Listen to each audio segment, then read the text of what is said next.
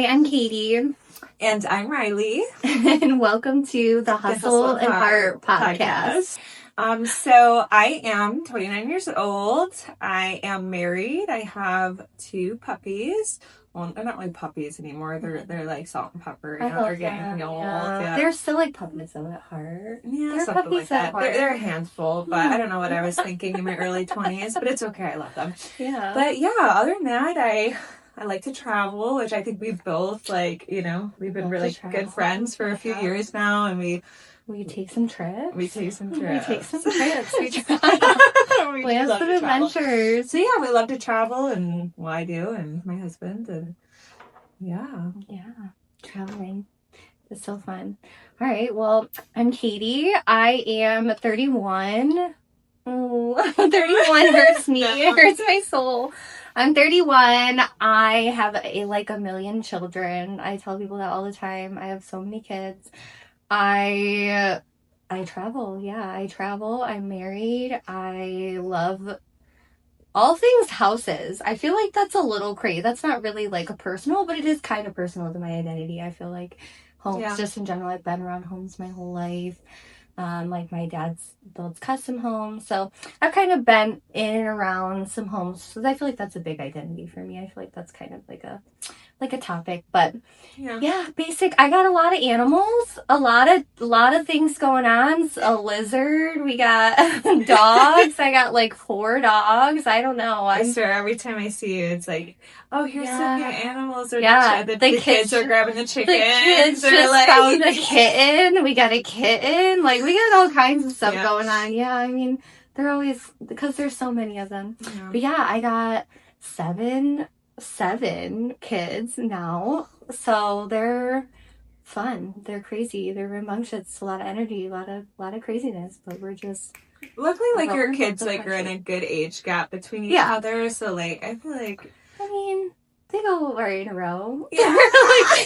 They are, but you know what, their personalities are also different, and they're such great humans. They have lots of fun. I have a good time. But so it's a little about me.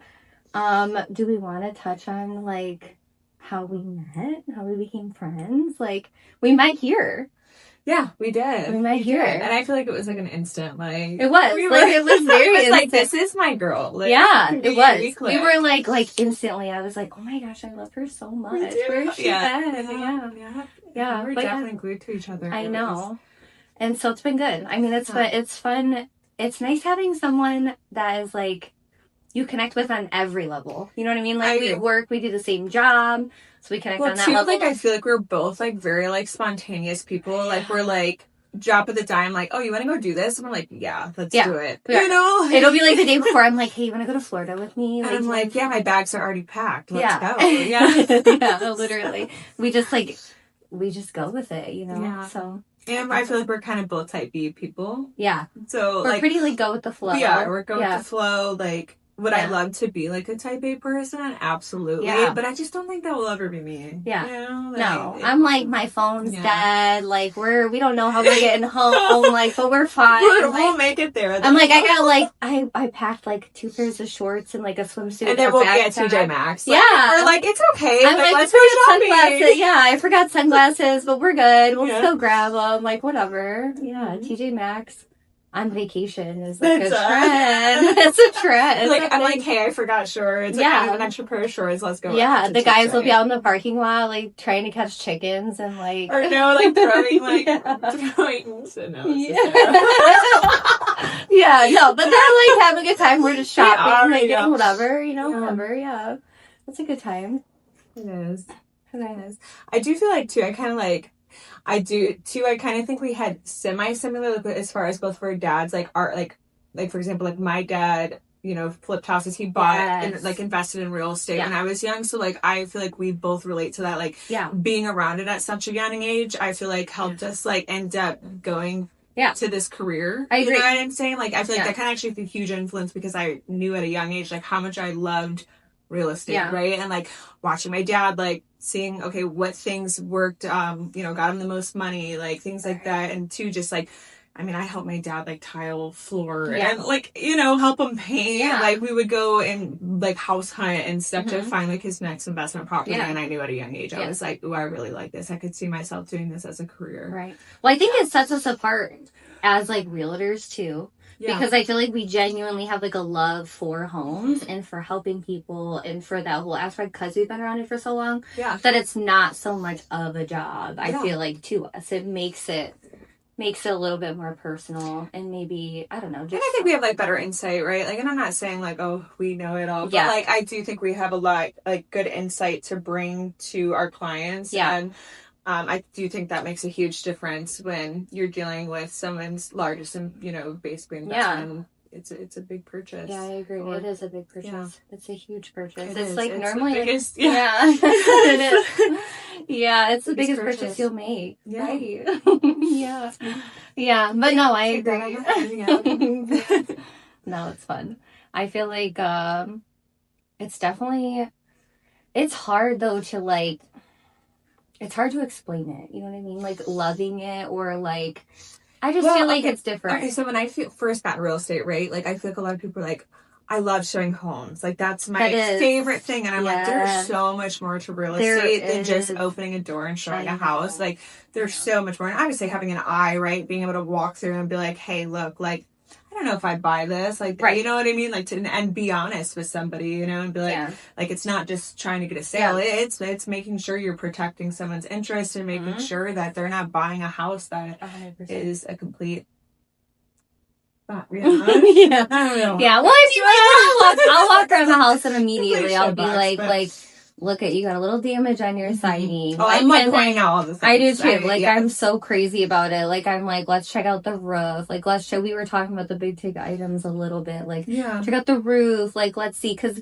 there's such easy cosmetic things that you can do. Like you can change a light fixture, you can change a faucet. When you start getting into like big ticket items, like you know a roof and things like that, and people are usually using you know most of their savings to purchase a house and stuff, and big repairs like that, they don't have the extra money for those big repairs, you know, so well, that's where that knowledge is like helpful. It is so helpful, but it is always the like, oh my gosh, like you get to just like walk in and like look at people's houses and like you don't even want to see some of the houses I see. I'm like it's not what the TV show. Not only that, but it can be very like taxing. It can be very taxing emotionally on clients, and you have to know like what that feels like personally. Like we both bought and sold like our own home. 100%. We know, and it was actually funny. Remember, I was calling you just recently, like when I just bought my last house, and I was like, I like. It's funny because I do this for a living, but like I'm a little stressed right now, and it's a natural feeling to have because you're waiting. You know, you have timelines, and you're waiting, and you're kind of anxious, like waiting for your appraisal to come back and things like that. You know, and it is a big purchase. You're spending a lot of money. So I was like cracking up, because I'm like, oh, I can see like. It almost, though, makes you a better agent, right? Because you do know how to kind of talk clients down and make them kind of, like, have a better mindset, right? Yeah. Like, and I think, like, mindset's so huge in, like, prepping your clients and making sure, like, the expectations are, like, put up front, you know? Because I do think it can be disappointing, you know? Like, it can be so disappointing. It can be so hard. You can fall in love with the house and, like, really walk through it and feel like, oh, my goodness, I can see my family, like, I can see my family living here, and like I can see, you know, bringing my new child in the house and all these things. And so you have all these emotions. You almost get attached, you know. And sometimes we have to do like that prep work. Like this one might not be the one, but don't get, you know, don't feel like that we're not going to be able to find something, you know. And I think we're both like that carefree people to be like when it's meant to be, it's meant to be. When it's meant to be, it works out. I tell people that a lot. I live by that. Yeah, I live by that. Like, I'm like, because I've done it myself. I've been like, I love this house. Like, I need this house. I want it. Like, and then you sometimes don't win the offer, or you know, you don't end up winning the house, and then it's a blessing in disguise. Though you're like, oh my gosh, like you'll just see it pop back on the market or whatever. And it is sad sometimes too, because it's like people. That house now is like the house that every house they walk into, it's like they're comparing it to this house that they felt these feelings for.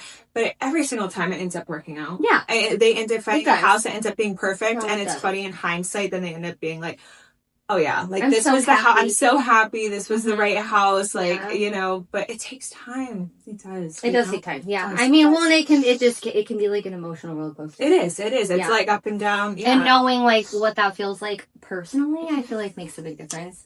I have some clients that are like, I don't know how you do this for work.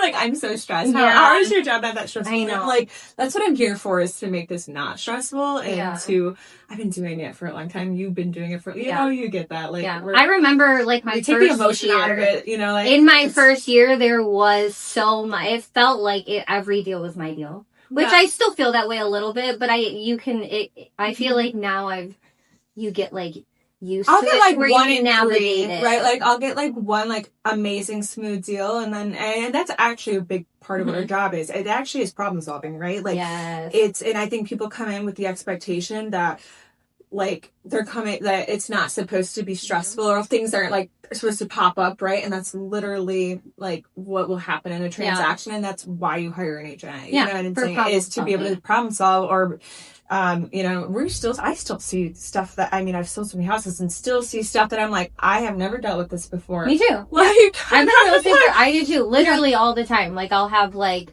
something crazy happen, and I'm like, it's so crazy. I've been like in real estate, and I've been in it for a while, like I feel like a long time. It's been over 4 years, which is a while. Yeah. And I'll be like, I've never had this. Yeah. Like, or I'll be calling you, and I'm like, girl, you would not believe what's happened. But that's good though, because you can kind of feed off of it and kind of figure it out. But I mean, I think we're really like honest and transparent about that, even with clients. Like, we don't know everything, but we'll work it out. No matter what. I will find the answer for it if I don't know. But honestly, I think like that's the nice thing, like that we're with Corbin, right? Like, we're at full circle, is that like we have those people we can lean on, or ask questions, or do late night phone calls, because we need like stuff is hitting the fan, and we need like to move quickly. Well, sometimes it's good to just have a second opinion. We do that all the time, even with pricing. With pricing for homes, like I'm very I feel like we're both very confident and but I mean, it's great to like send it out and be like, okay, cool. Hey, like, what comps are you getting? Like, what comps are you pulling? And I think it's great because it helps make sure that we're really hitting the nail on the head with pricing. And with the appraisers are going to pull different comps. So you could have 10 different appraisers come give you a price on a house. So to have like that different, like, are we thinking the same thing? Yeah, and we're always like, I think we're always literally like we're within range of each other, 10 grand of each other always. Which is, and I trust your opinion, right? Like, not everyone I go to I get that for you know, so I trust your opinion. No, 100%. And it's nice to have like I guess a good friend in real estate that is good at what you do. And they can be like, oh my gosh, guess what? After we're done. I know. Exactly. Yeah. Well, do we wanna do selling secrets like that we wish everyone knew about homes? Yeah, I think that'd be fun. I like that. For like a listing. So like if you were getting ready to list your home, like what's something that we feel like we wish like everyone knew? Yeah, and I think maybe some of these, for me, I'm like, oh, people should know this, but they don't, right? Yeah. Like, how many times do you go into, you know, you try to prep your sellers, right? And it's not to, like, be rude or anything, and, like, I think I tell people, like, hey, your house is great, you know, your house is great, but here's a few things that I would try to do to make the showing, you know, it show better for buyers when they walk in.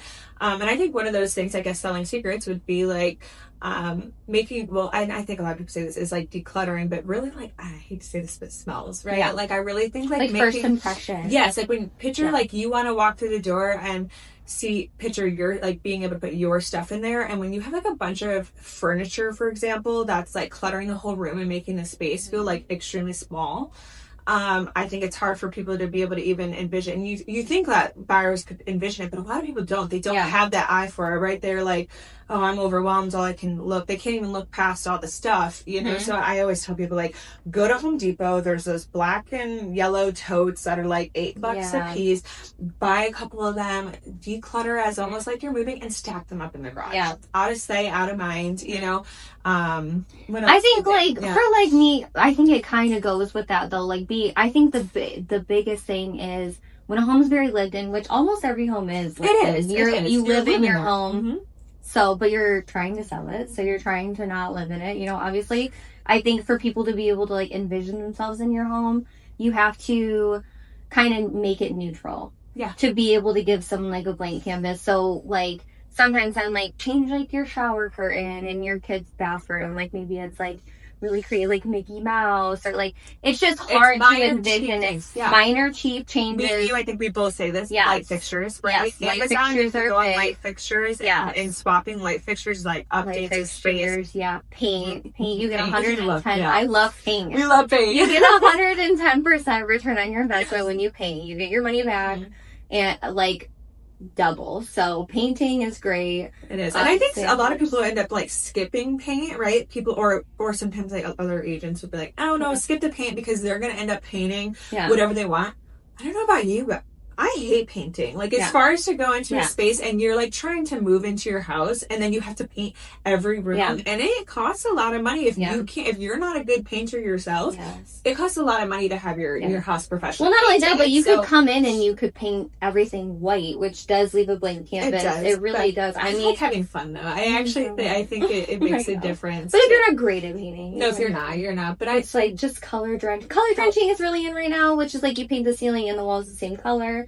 So I recommend that a lot. Like if I'm not a good painter, I'm going to tell you that right now. I'm 31 years old, and every probably like 5 years. We've done some good paint jobs. I don't know. I feel like you're at the last time you're cutting in. Like I'm just not it. Probably every 5 years. This girl shows up to my house because I'm like, I need help painting. We did paint. I'm so over this right now. And we were busting it out. Yeah, she was. We were busting it out. We were busting it out. All right, but I'm just saying, I get into it, and I'm like, I hate this. Yeah. I don't know why I do this to myself. Like, it's fun. But then I go get like a quote from paint, and I'm like, no, I got this. No, I got this. Yeah. Now I have I just know my husband do reinforcement. I'm like, hey, what friends want to come over real quick and help me paint? It's a paint party. I get pizza. Like, let's do it. No, I literally just bought a paint sprayer, and I'm gonna tell you guys that's a hack. It is a hack. Like, if you're gonna paint your whole house, it's like $300. Go to Menards, get a paint sprayer, and it will change your life. You run water through it when you're done, change your paint out, and it is like... That's how me and Ed... commercial finish. It was so funny. We were trying to, like, roll our doors, right, for our last house that we were redoing, and we were just, like, trying to roll them and paint. And finally, I was like, I'd take these off the hinges and pull the paint sprayer off. I mean, we were cracking up because it literally took, like, the amount of time we had just spent, maybe 6 hours trying to, like, do this. And we were like, we could have had this done in an hour. Yeah. Like, we set them all up, sprayed them, and the finish is dry, like flipped it, and it's pristine. It's pristine. They look like... we were kicking, we were like, we should have it's like, oh my gosh, no. A paint sprayer is like, it's a hack. It's just the prep work. It's really the prep work. That's where you spend your time. Yeah. If you have a paint sprayer, you do have to prep. Yes. Kind of extreme. Yeah. Especially like you have pine ceilings. Yeah. What's some other, do you think of any other like secret, I mean, that definitely, so just to wrap it up, paint helps with the smell of a house. It does make it seem like a new home. I feel like the first impressions. Another like first impression or thing that I tell people that they could do is countertops are a big thing. If someone's going to mess with their kitchen, which I never recommend, to be honest, if they're going to mess with it, because people are going to want to change what they want to change. But if you're going to do it... But the ROI is not as high unless... It depends on the house. But yeah, I'm like, paint the cabinets, change the hardware, and do granite countertops. And like the handles. Yeah, right? Like handles. And then the countertops do make a difference if you can do something that's neutral. Faucets, like the faucet. Yeah. But, I mean, I think the first thing that someone's going to do is they're going to walk into your house and they normally, like in the kitchen, they like touch the countertop. Mm-hmm. It's like a thing. It is. It's like a never-ending thing. People are like, what is this? Yeah. And if it's granite, I'm like, it's granite. Or it's quartz. Or it's whatever. Because normally you have like your stuff out. Like you'll have like seller's disclosures. Or you have whatever. So people are touching it anyway. And I feel like, I don't know. That sometimes can make a difference. If you were going to do it. I'm not like, oh, do it. But if you were going to.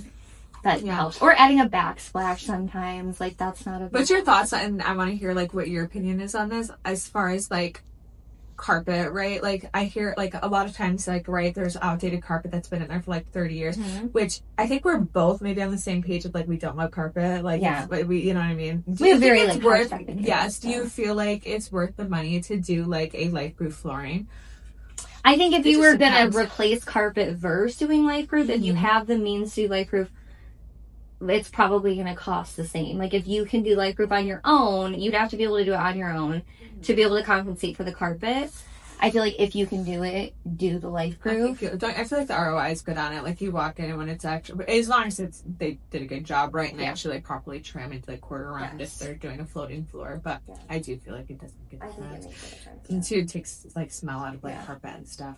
Carpet could be. Well, and sometimes you get really lucky. Like you kind of hit a jackpot, and I'll go into houses where people like don't really know what they're getting into, and I'll be like, you literally have like hardwood under your carpet. That was just me. I just pulled up all my 30-year old carpet, and it was like so bad. Like I was like, I told Ed, I was like, Ed, we have to pull this up. Like it smells really bad. Like we gotta get this pulled up, and it was pristine. Like pristine. I mean, I was nervous at first. I'm like, I wonder what the condition underneath it. Like, are we gonna have to get them refinished? Yeah. And we pulled it up, pristine hardwood. I'm like, why did people ever? I love that though for everyone else. Well, it preserved it, and that's what Ed said. He was like, it's almost like it was preserved just for us to have like brand new hardwood floors underneath here. And I was like, yeah, it's crazy. People were like in the carpet era. It was like their time there. So sometimes you get lucky. Yeah. Sometimes you're like, I'm at showings, like pulling up the heat register vent and like peeking underneath to see if it's like subfloor hardwood. I'm like, especially in older homes. In older homes, it's so common. Like, I don't know. It's such a jackpot thing to find because I'm like, and then you're like, I can't believe the seller. I wonder if the seller knows this. Like, I don't know. And even for like a selling secret, like that would be something that I might be like. I kept putting off like pulling up the carpet, and then finally, like I one day got a stick of. Yeah. Okay, cut that out by the way. All right, so I was like, okay, let's pull this up, and it took us like all of an hour and a half. Yeah. And I was like, why didn't we do this sooner? Like, I know. Just throwing it away is kind of hard. Oh, we cut that thing into strip, rolled it up, contractor bag. I was like, hey, pull it up. We're like, in the garbage. Drag it out, put it in the garbage. Yeah. Sometimes I feel like if it's a lot of carpet, it's kind of hard to manage. You have to get it dumpsters, so sometimes that's hard. Okay, yes, that could be. If it's like a big... Luckily, it was actually funny, like our garbage man was coming by, and Ed was like, hey, I was like, can I... That's he was like, yeah, he let us throw a bunch of contractors, but not every, Yeah, not every garbage person is like, yeah, let's do it. Yes. But yeah, I mean, as far as like selling secrets, I feel like that's the big ones. I think probably the biggest takeaway for that would be you gotta make it to where someone can see themselves in your home. So if you're gonna do it and you're gonna paint or you're gonna do whatever, keep it neutral, change some things that maybe would help with that. Like maybe someone that's looking at your house doesn't have kids. So like I said, like a shower curtain or like something, just try to keep it very like neutral. Yeah. Giving like better homes and gardens. Like let's just keep it real casual. You can kind of lean into like Pinterest, everyone's an interior designer when they're on Pinterest. So I know. You get in there and I feel like it's helpful. And I mean, chat, I don't know. I feel like that's kind of like a mixed review thing, but ChatGPT is so helpful with decorating. You can take a picture of a room and be like, help me decorate this, keep it neutral. I'm trying to sell my home. What small changes would you make? And it would be so helpful, honestly. It really is. If some people as a seller, So, all right. So next topic, we were gonna do things that we've learned in our 20s. I think a big thing that I learned, or what we would tell our younger selves, or what difference is it like now versus like in our 20s? I don't know. Should we go into like 20s or is it like? I feel like my 20s was a big, and I'm really looking forward to my 30s, right? Like I'm going to be 30 in March next year. Like I'm almost kind of like a little like, oh my goodness, like I'm going to be 30. You know how it is. Like when you turn 30, you're like, oh my goodness, where did the time go? But looking even to at my 20s, I feel like it was a lot of like learning, right? Like it was like you're learning how to be like really responsible. You make some financial mistakes, but you can afford to do that, right? Like you can kind of go and learn how to be an adult, and which is not, I feel like we both were adults at a young age, right? Like, I feel like for me, I feel like your 20s is kind of the age that you struggle. It is. You're really figuring it out for all that time. It feels like you're just nonstop behind with everybody else. You know what I mean? Like it's constant like you're just constantly trying to figure out who you are. Who I am. Yes. Like, who you are. Years what of do you just want. like soul searching, right? Career. What do I want to do with my life? Who am I going to be? Like, where do I see myself in my 30s? And then you get to your 30s and you have it figured out and you're like, and you're thriving. You're like thriving. It's like 20-year-old me. It's all the hard work that you did in your 20s that you're like getting to like reap the rewards of the hard work that you did. I always tell myself like 20-year-old me would like think that 30-year-old me was like so cool. Like they would look up to them like so much. Like you'd be like, wow, like I would love to be her. Like, and I love that. That feels good for me. You know I remember being like 20 and 21 and like being a little lost, right? Like I kind of had like a hard childhood and stuff. So like I was really trying to like find myself, and I didn't like love really the person that I was at that point in my life. And I was like, you know what? Like I want to be the best person that I can be. And I would meet like, and you know, I really started from the bottom. So like for me, I had to work my ass off to be where I'm at today. And I remember sitting actually like probably a couple weeks ago, and I'm like, wow, like I need to sometimes slow down and like be like, wow, and like and appreciate, I guess, like everything that I have in that current moment, because I am such like a driven person of like, okay, here's my next goals and this is what I need to do. Like I'm such a goal oriented person that I feel like I sometimes like slack at like slowing down and just appreciating what I have in that current moment and being content, right? Like and just being content. I have a hard time being content. Always like for I think everyone can relate to that though. I do feel like that's like a really common or too. I feel like in my mid-20s, comparison was a thief, right? I feel like I was constantly comparing myself to other people and like wanting what they had, or like, you know, and which I think is a good thing, right? Because it sometimes can make you. It can be very motivational. It can be motivational, but it can also be very toxic. It can eat you alive. I mean, honestly, with social media and how crazy it is, even in the last 10 years, to think about 20 to like 31 now, how much like the internet has exploded, even during COVID, like TikTok, like just all of it. I think the way that it can consume you, not even just your time, which is a huge aspect. I mean, it can have such a big impact on you mentally. We were like born in the time period though where we didn't have, like, we had dial-up, we had flip phones, like we didn't have, like we had that sweet little like transition. We had like that sweet transition, like where our big highlight of our childhood wasn't technology. We were outside playing, and we were building forts, like, you know what I mean, like it was exactly hanging out like with kids. So I'm so glad that we got that in our childhood, because I look at, like, I'm sure you see that probably in your kids right now, right? Like technology is such a huge part of their lives, and it's something that you want your kids to have. But well, I mean, I think it's needed at their age. It is needed as a skill, because they have them in school. I mean, they have iPads in school. They do have to have some kind of like knowledge for tech to a certain extent, but it can definitely mess with them. It can mess with their mental health. It can mess with their like my 11-year-old, obviously, like I have a little bit older child, so he's going into middle school, like just that. I feel like it can have a very large impact on you mentally, and then the comparing and just all of that, like what you can find on the internet is endless. It's the internet, the whole world. So I think it can definitely be very toxic. And then too, I think like being in real estate, right, like as much as like I'm like, oh, I hate sales, but it is a sales job, right? And it's hard sometimes, I think, to see other, like, I think that when, especially in my early 20s, I was always like comparing myself to other agents and their sales, and like, why? And I'm at a point in my life now where I'm just like, I'm doing me, and I don't need to be keeping up with the Joneses, or like keeping up with, you know what I mean? Like as long as I'm, you know, making sure that my clients are well taken care of, I'm, you know, feeling fulfilled in my own life. Like that's, I think that's important for sure. Definitely. Yeah. No, I mean, 20s is weird though. 20s was hard for me. I'll be honest. My 20s was beautiful, right? Like we had traveled a lot. Like we really didn't take a very traditional route in our lives in general. So like, I'm so glad that we got some of this experience, and we kind of got it out, right? Because now we're ready to, like, for us, like, start a family. And so settle down. Like season. I am. I'm ready to kind of settle down, and I'm like, me and Ed are like both thriving in our careers, and like we're at a point where we're like,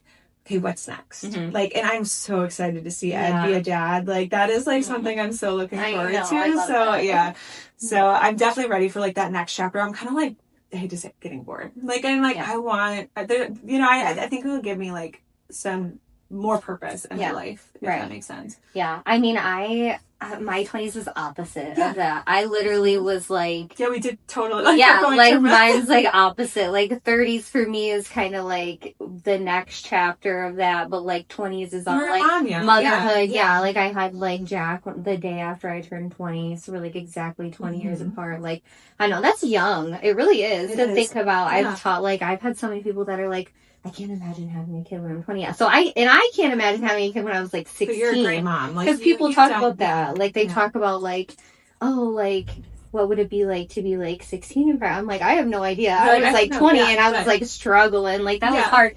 I felt like I could like raising kids. Like, you're still trying to find yourself, right? And then you're also taking care of this human, right? And you're like... Yeah. I think a big thing that's hard too is like, you're already trying to figure out who you are, and then you like... It's really easy to get lost in, like, being a mom, like, in who you are. Like, you throw yourself into that so hard, and then you really lose who you are. So then, for me, trying to figure out, like, who am I? Instead of you being number one, right? It's making sure you put your kid first, right? And I think sometimes you end up losing yourself a little bit in the mix of that. Even more. Like, you're like, I'm a mom, but, like, you're a person. Yeah. You're allowed to be a person, but you don't think about that. Your kids just consume your whole life. And it can be really hard. I think I feel like probably a lot of young moms feel that way, that you're already kind of lost trying to figure out who you are. And then you have this other aspect and this other identity that you just kind of like throw your whole everything into like being a mom because you're trying to figure it out. And then you're like, your kids get older and they don't need you anymore. And you're like, oh my gosh. I actually love people that end up taking that path, right? And having kids a little bit younger, because I do see like, you end up, you have your kids younger, right? And you get to, obviously, like, maybe your 20s wasn't as fun as maybe you want. Right. But there's something beautiful in having kids and, like, taking them camping. And, like, it's rewarding, I feel like, right? Like, being a parent is probably really rewarding. But I think, like, both aspects, like, because I've obviously had them young, and then I've had them But now you're getting to, like, you're going to get to enjoy your 30s. Your 40s is going to be, like... No, I know. All your kids will be out of the house where, like, for me, like... Yes. I might be 35 by the time I start my family, and I will still have kids in the house at 55. Now that's like, you know, it's one way. Have kids in my house at 55 probably also. I feel like I'm gonna have kids forever. But no, I mean, like, when you're struggling in your 20s and then you're struggling like with kids, it's a different it's a different kind of hustle. It's definitely a your kids see you grow, right? It's so much. It's just a lot. But where I feel like if you can have kids in your 30s, they think you're a little bit more established, maybe a little bit more prepared. Like, I always say, like, a baby is a blessing. Like, a baby is always going to be a blessing, no matter what your age is. Like, where you're at financially, like, at the end of the day, like, a baby will always be a blessing. It will, it's something like, Yeah. And then, like, I don't know. I just feel like it's definitely always, like, it's definitely a blessing. But I feel like it can be a struggle, you know? I think a lot of people can relate to that as well. I'm looking forward to my 30s. I feel like I'm getting in a headspace. Something that I, like, really admire about you is, like, and I hope to get there one day, is honestly, like, I hate to say this, but like the I don't care energy, right? Like it's the not caring about what people think about you. Like and I admire that about you. Like that's a thing that I think is a really hard, it's a hard thing to learn, right? And to just get there. Mm-hmm. And it's just being like, screw it, like I don't care what you know. And I think that's something that I'm still trying to like teach myself. I have like super bad anxiety sometimes, and I find myself getting like really anxious at night, like worrying about like what people, you know, like what people say or think. And I'm like, I need to not care about any of that. And I think I am getting at that point now where I'm like getting to that mindset. Like, but it takes a lot of like self-talk to myself, like, you know, like telling myself like, right. But I think that's very much like, that is like a 20s thing. I feel like when you just, the older you get, the more that you kind of come into your own, and like you do kind of like start to just be like, you know what, like I'm gonna enjoy my life, I'm gonna be who I am, I'm gonna do things for myself, like I'm gonna be proud of myself. I don't need to be proud for other people. I don't need validated by other people. And I think I do get a lot of validation from real estate and from my clients, from helping people, from making the experience good. I mean, I think it's that rewarding. it is, and it adds that confidence, you know what I mean? Yeah. Like, and then bringing that, because I know you're very confident in real estate, so bringing that over into your life and kind of really living by it, I feel like is helpful. Like, but yes, there's really no, because even still sometimes I'm like,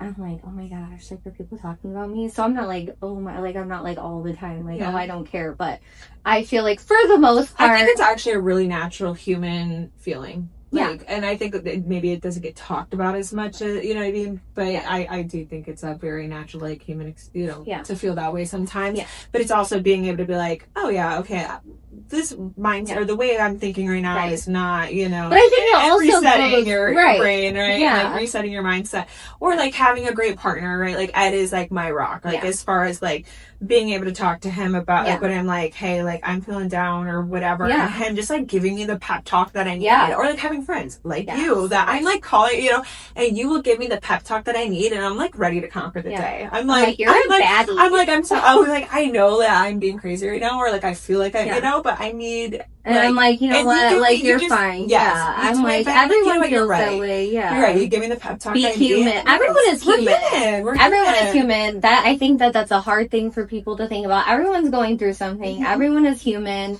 Like, and you can either let it break you, or you can like overcome that and be better, you know what I mean? And that sometimes it does break you, like, and then but then you get right back up and you're like, all right, I'm going, we got it. Like, I had a little like meltdown. I mean, and true, like success is defined by like how many times you can get knocked down and like pick yourself and still get back up with the same amount of enthusiasm. Well, and I think like I think that's a big, the resilience in real estate is real. Having that grit. It really is. And that's what's different about different agents, is that in real estate is a hard job. There really is a lot of agents that'll get licensed and they don't stay in real estate. This is I think actually the number one reason why a lot of people don't actually make it like past 2 years in the industry, or there's a big percentage statistically, you know, is I think that people get into it for the wrong reasons, right? I think they're getting into it for like money, and they're not getting into it for like serving their clients, right? And helping clients like transition and wanting to help them. You know what I'm saying? Well, and it's also that's the difference. That false like thing where they're like, oh, it's gonna be so easy. I just have to open up doors. I just have to smile. And then they have a huge reality check when they get into it, and they realize like all the hats that we wear and all the things that we're actually doing behind the scenes. And you know, you did great in a transaction if your client feels like that was the smoothest deal ever. If they're like, oh my gosh, like it's so easy to be a realtor. I need to get my license. The 10 million other things that happened that we helped, you know, make sure that the fires that we put out. Yeah. No, for sure. And then they get into it. But I think the resilience is also a big thing. I think people get into it and they're not getting the business. They're not getting everything like they think they're going to get. And then it's just really hard and it's a struggle, and they just to keep going and having that like the goal like resilience. It is. And too, I feel like when I first got real estate, I feel like my mindset was sometimes that like there's not enough business to go around, or like I would get in that kind of it's an oversaturated it's like oversaturated market or this, or you know, and all these excuses. And I see a lot of agents who make all these excuses of maybe why they're not succeeding in real estate or having business, and I'm like, change your mindset. Have an abundance mindset that there is enough, you know what I'm saying? And I truly believe you will attract business, and it will just start flowing. Well, go out and get it. You know what I mean? There is always going to be someone bigger and better than you. There will. But and that's it anywhere in life, right? Like anywhere. That is. I mean, it is. You're not always going to be the number one, you know what I mean? And to be content, like we were saying, like with where you are and what you have, like that is also a big aspect of it. But there's definitely a happy medium to like, if you don't have business, go out and get it. Like, or someone else I think we're both of us. Yeah, somebody else is gonna go get it. Like, if we're having a slow month, we're like, okay, let's hustle down and like really put the foot down and start, you know, moving. But we also have like.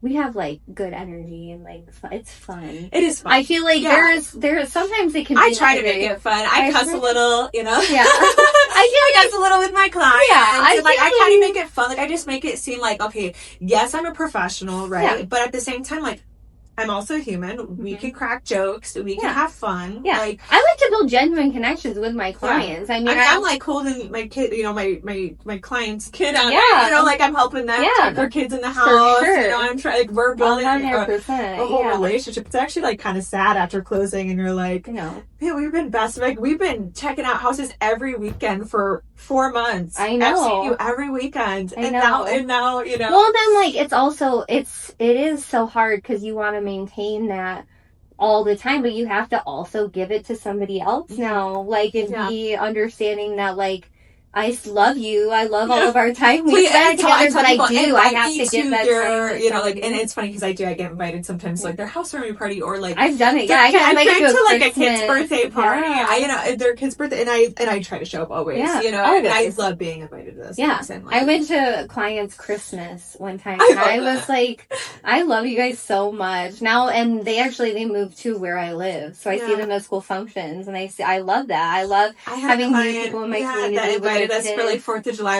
And they ended up buying like a cottage with me, and me and Ed went up there, and we had so much fun with their kids and stuff. Like, we blew off rafts and like just had it was such a good time. They barbecued, and I was like, I'm so glad. They're like, well, you were the best agent ever. Like, I feel like you're like a good friend of mine, and we still talk to this day. It's been 5 years. Yeah. We're still like, we still randomly will like text each other. She'll like send me a picture of like a project that she just got done, or I love that stuff. No, I love that too. I'm like, I don't know. It's a different, I feel like it's a different vibe. So, I mean, there's a lot of people that don't want that. You know what I mean? And that's okay. That's why there are so many diverse agents that work, and we don't have, exactly. Yeah. Well, that's where it's great that it's such a big market, but I feel like when you find like your people, and you find who you're comfortable working with, and you grow that trust and you grow that bond, it makes the experience all around better for everybody involved. You know what I mean? And I too want to always, like, and I always tell my clients this, like,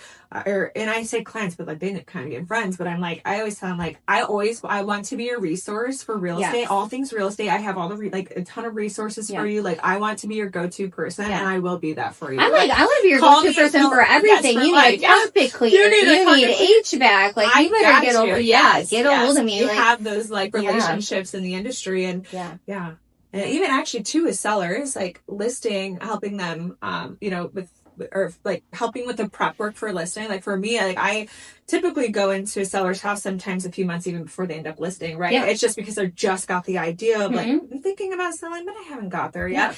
And it's I have clean out companies who offer, you know, at closing for them to pay it. You know, sometimes people don't have the money for a dumpster and a whole clean out, especially for like estates and stuff. They need to do a whole clean out.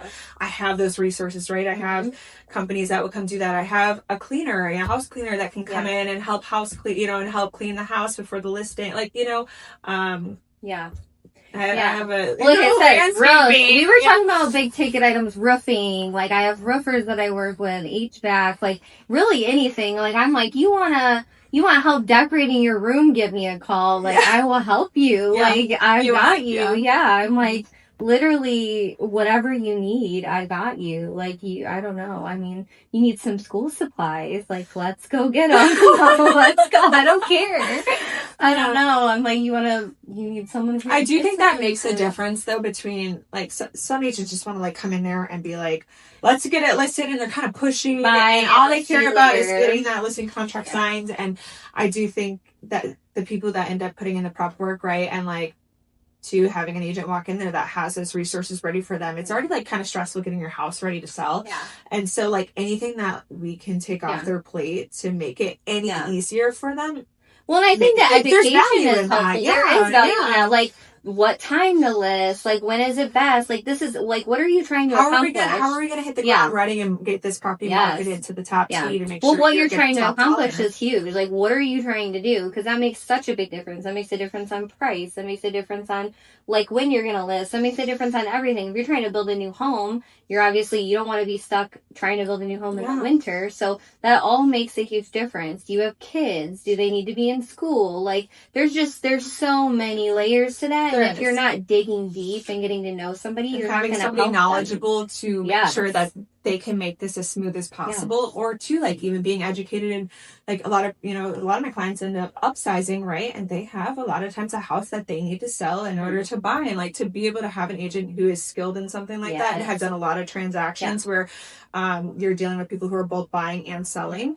Confidence and contingencies is huge, and contingent deals. And I actually have a funny thing to say. So my clients the other day was like, "Is this a game?" Because it's been a little tough. The market's been a little tough right now. There's been a lot of multiple offers for buyers. It's hard. And the really good properties, there's multiple offers because there's not a ton of like really, the inventory is semi-moving. Some of them aren't. Some of them are sitting on the market, but that's kind of just based off. Well, I mean, you're competing with so many people. But but when you're competing, and he's like, "Is this a game?" And I'm like, "No, this is a way to win an offer. This is a clause in a contract, but I know it can feel like a game, but this is just a negotiation tactic and a way for us to try to get your offer accepted." But I've gotten so crazy creative with offers for buyers. I tell people that all the time. Like, I've been to houses where they'll have a bunch of wine, like, and I'll be like, "I'll buy you a subscription for wine for like a year, like, accept our offer, please." Like, I'll do whatever I can do. I'm like, you gotta get creative, especially in a multiple offer, because sometimes you're working with cash, you're working with investors, there's different types of financing. I mean, you're competing with so many people. I have lots of little ways. I have a couple of things in my toolbox that I use that have definitely one offer is that I'm like, I get some ideas. It's the gatekeeping. No, I'm the same way. I have a couple things that I do that I'm like, I feel like I've had agents even that are like, that was so smart. They'll be like, they call me and they're like, "This was a great offer." Like, they're like, they're like, "Oh my gosh!" Like, and I think that's one of our strongest suits I can say about me and you is our negotiation tactics are great. We're like very good negotiators. I would say out of like a lot of agents, I think that our negotiation is very strong. I think we have great relationships with people in the industry, right? So, like, I think when you work with an agent who was really easy to work with, but also, obviously, like, you're still representing your client and making sure you're getting them everything that they want.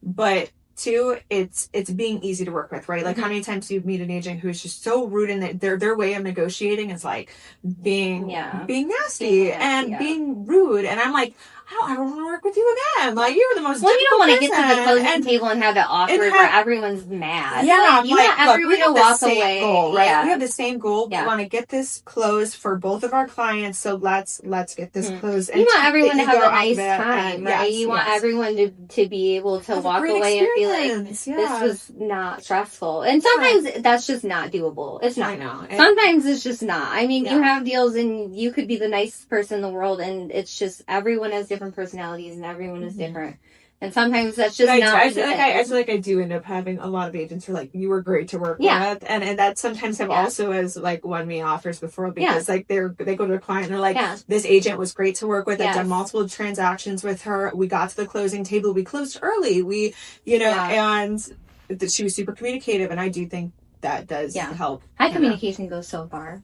All right, well, I think that wraps it up. I hope you guys enjoyed listening to our camaraderie and hanging out. Yeah. Let go of the bullshit. This is your. Oh my god, I love it. I'm like, this is your jam. I need my sunshades. Yeah. I feel like it's a vibe. Yeah. You just start jamming down the road, listening to it. Letting go. Letting go. Letting go. I was like, these are like karaoke. We got the karaoke. Everything that'll help me grow. Fake friends and shiesty hope. Letting all that bullshit go. Alright, that's it. I like it. That's pretty good. That's good. It's a vibe. I'll send it to you. I need it. I'm gonna download it on Apple Music. I wasn't prepared for a duet, but I love it. Thank you for watching the Hustle and Heart podcast. Peace.